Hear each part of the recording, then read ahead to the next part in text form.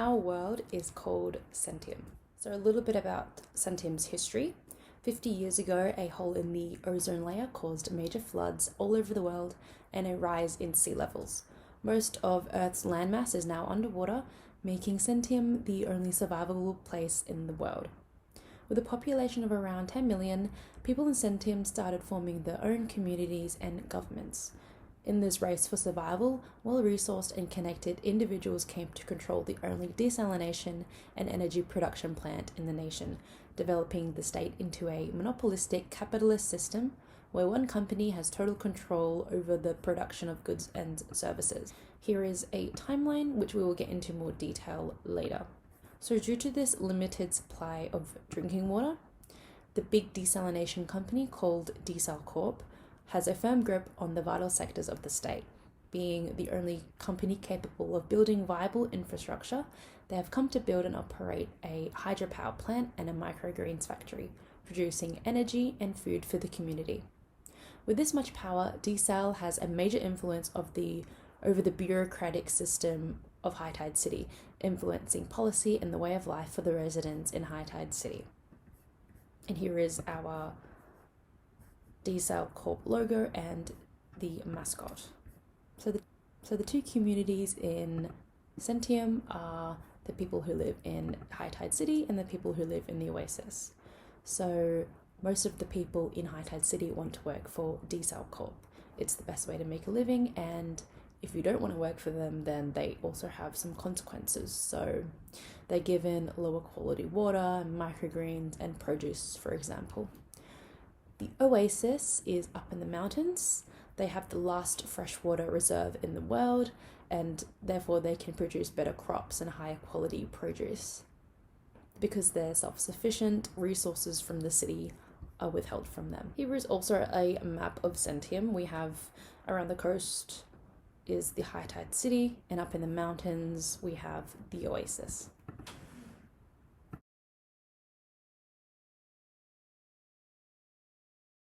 We have bureaucratic, capitalistic, oligarchical government with police force having a close relationship with the diesel corp. They have laws that protect companies' assets and the military that safeguards companies' operations, such as protecting their water resources.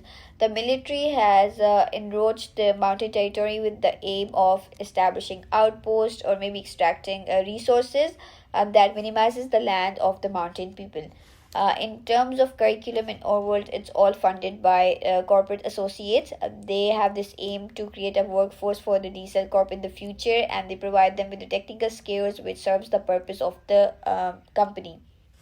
Also, infrastructure and roads, public transport, it's all funded by diesel corp, which indicates the company's involvement affects the accessibility and quality of those services, as well as public services such as police and firefighters. They also prioritize the safety of diesel's assets such as desalination plants rather than their citizens.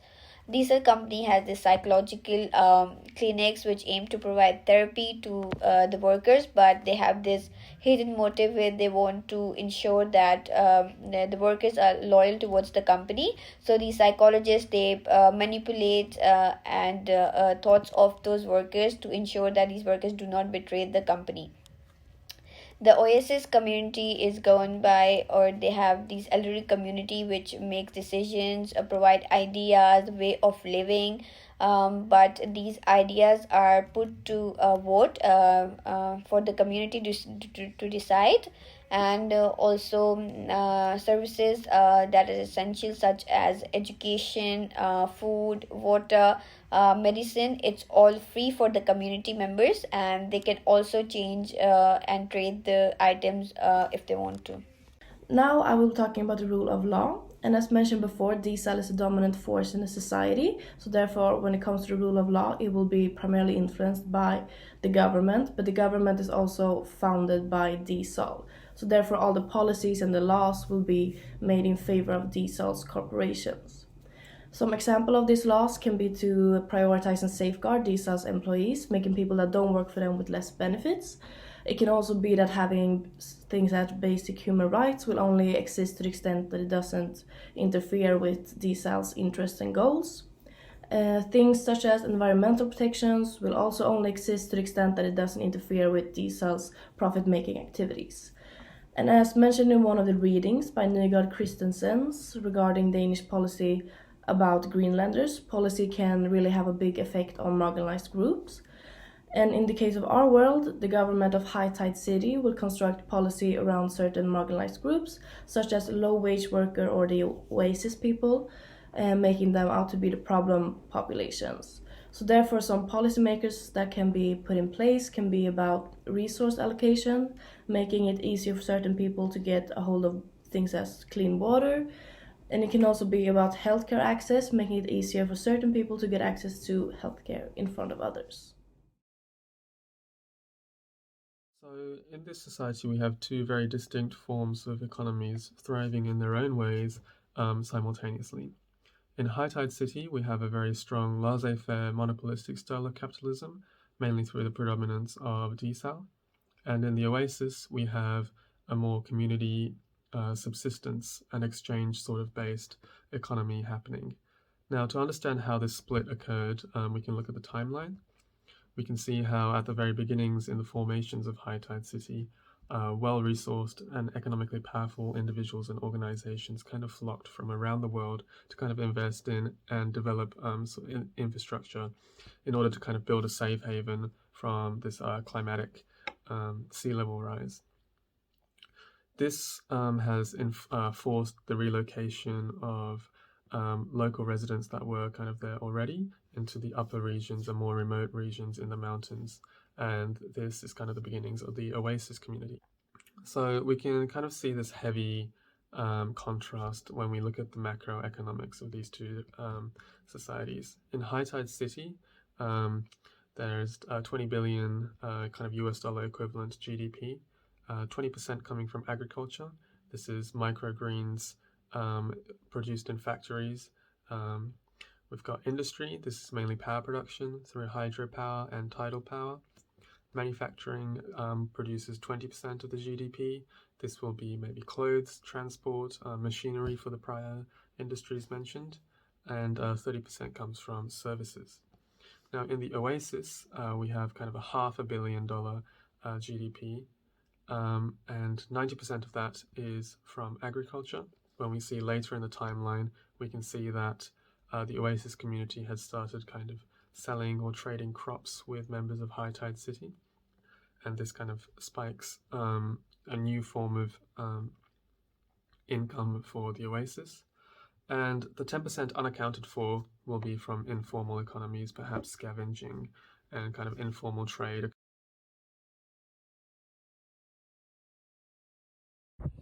The religious beliefs for Desal and Oasis. Desal have turned capitalism into a religion. They are strict atheists. They honour those who work hard for promotions at Desal. They encourage their citizens to believe in the company, its systems, agendas, and nothing else. It is a crime to hold any other beliefs. Oasis. They are the indigenous people of the mountain area in Centium and follow ancient animist beliefs. They are strict vegetarians. They don't hunt or slaughter animals. They keep cows and goats for milk, and they use donkeys and llamas as pack animals. Alcohol and drug production or use is strictly prohibited.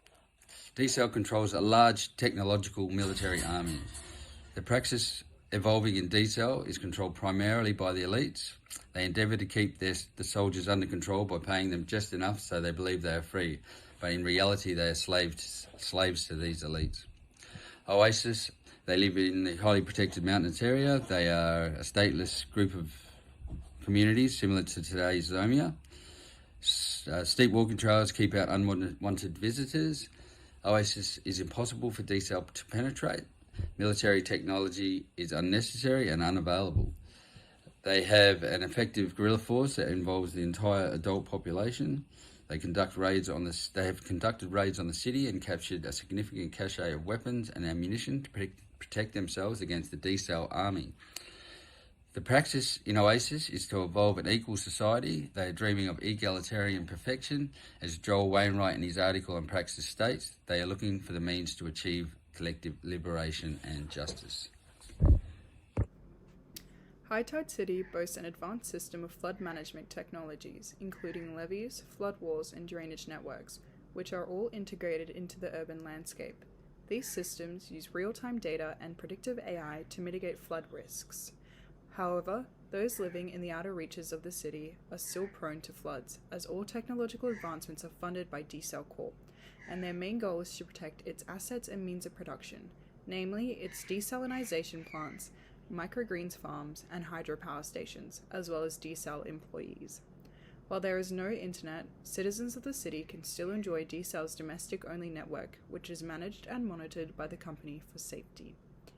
The population of the oasis prioritizes harmony with their natural surroundings over modern technology.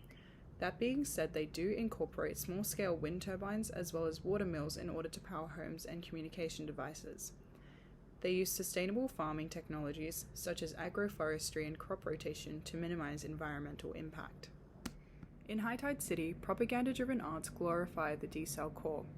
They create Desal-sponsored monuments, paintings, and music to celebrate the oligarchy's dominance and achievements. Culture revolves around loyalty to Desal, with controlled media promoting stability and prosperity. In the mountains, art honors nature through handcrafted pieces, often used for trading, and mimetic music.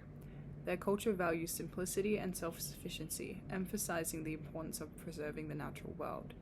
These differences reflect the Desal's reliance on propaganda to maintain control and justify its power monopoly.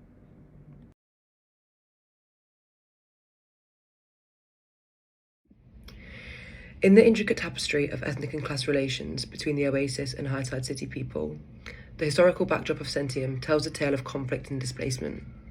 Following a war triggered by sea level rise, the cooperative entity known as Desal emerged victorious in the city.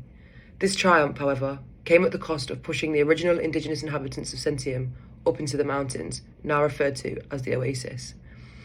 This geographical and cultural shift fostered a dynamic interplay between the two communities regarding their ethnic fabric and class relations. The city people, predominantly composed of those affiliated with Desal, has a diverse ethnic composition that is distinctly overshadowed by the economic hierarchy, leading to a class divide that intensifies tensions among the population between those who epitomise privilege and affluence and those who work in minimalistic conditions. Meanwhile, the indigenous mountain community, distinguished by its egalitarian structure, nurtures a profound sense of unity among its inhabitants. Although subtle ethnic nuances may exist, they do not dictate one's status or opportunities within the community. The primary emphasis lies on communal bonds and shared responsibilities, rather than perpetuating divisive class divisions. So, due to the level of control Desal exerts on the population of High Tide City, a lot of the social relations and cultural expectations pushed upon its citizens ultimately benefit the company in one way or another.